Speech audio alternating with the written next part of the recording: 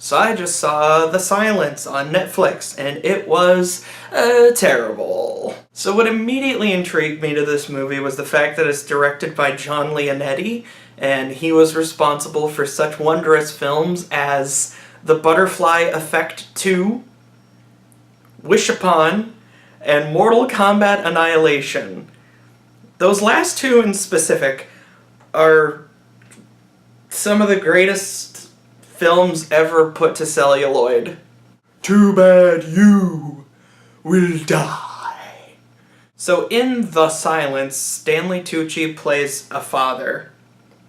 I think these characters have names, but I didn't remember any of them because they weren't really characters. It was just Stanley Tucci and some other actors who I'm not familiar with.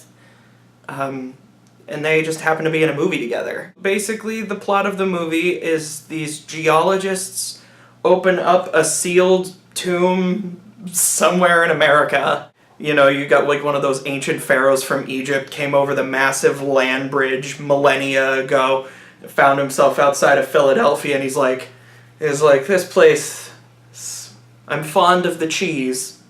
I shall be buried here. So they open up this tomb, and a bunch of weird hybrid monster bats come out, and there's hundreds of thousands of millions of them. They were living underground the entire time, and they have been loosed upon the eastern seaboard and are just wrecking everything in sight from Pittsburgh to Philadelphia to other cities that I guess exist on the East Coast. I don't know of any other ones. But anyway, our stupid family main character group, they live in some city, and these bat monsters are killing people ad infinitum, and they're just like, what do we do? And they say, let's go to the woods, because they hear it on the news, like it says on CNN, or like some local affiliate. They're just like, hey people, you've heard it here first on Fox News 6. The monster bats are killing anything that makes noise.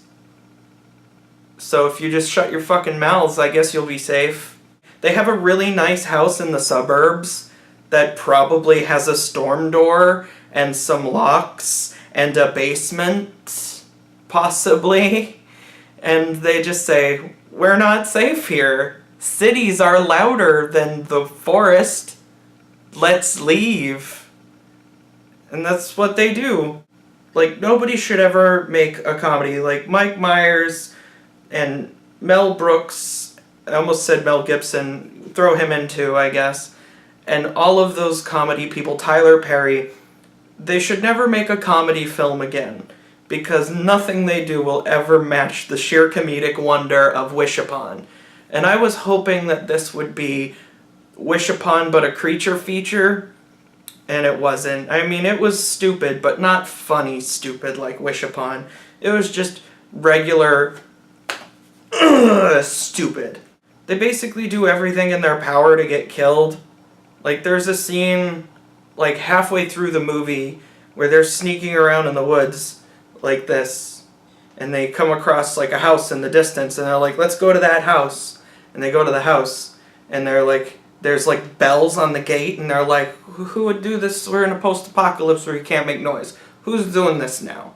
And so they're quietly trying to open it, but they jingle the bells a little bit because they're a bunch of klutzes.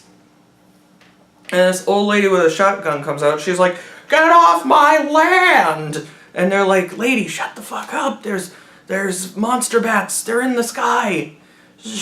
And she's like, I said leave! And then the bats come and they kill her, and she's just like, oh no. There's one thing worth talking about. I'm going to spoil it, and I feel bad because I'm sure people were looking forward to this movie on the same level that they were Endgame. But I'm gonna go there, and I'm gonna spoil this movie.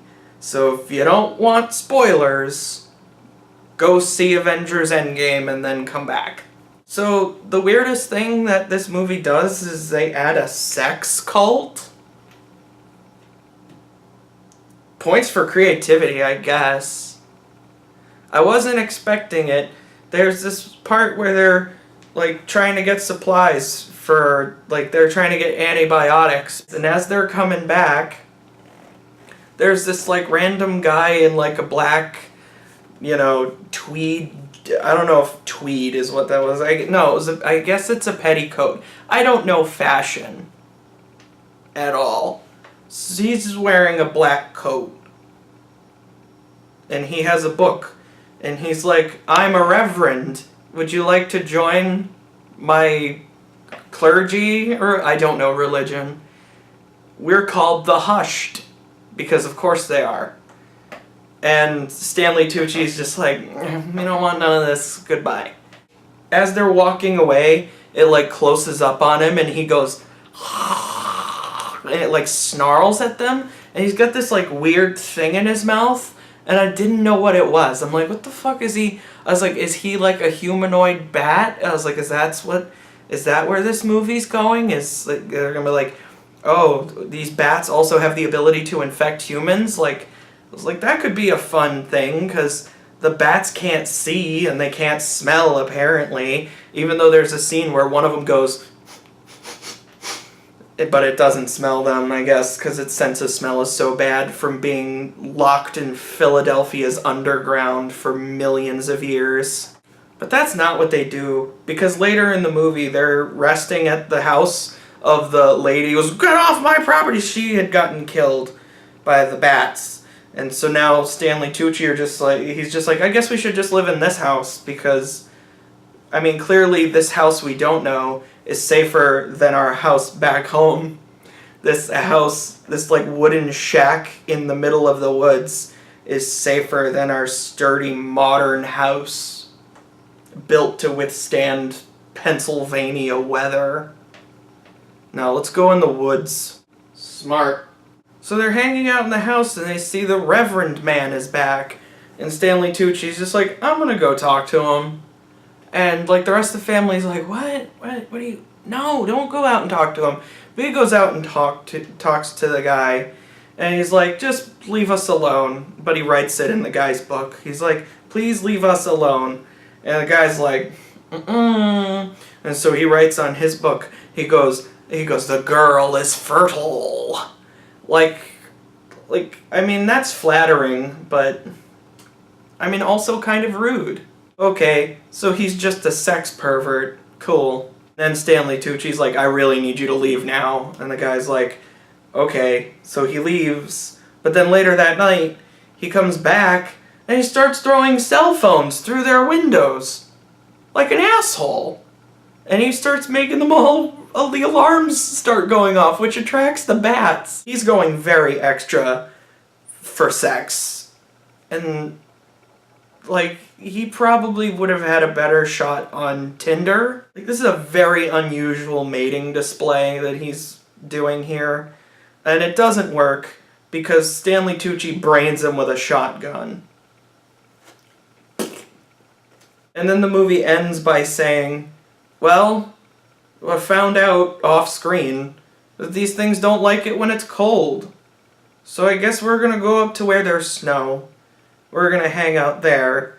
Hopefully the monster bats don't adapt to the cold, like they actually say that. They're like either we're gonna adapt to murder these bats, or the bats are gonna adapt to the cold and murder us.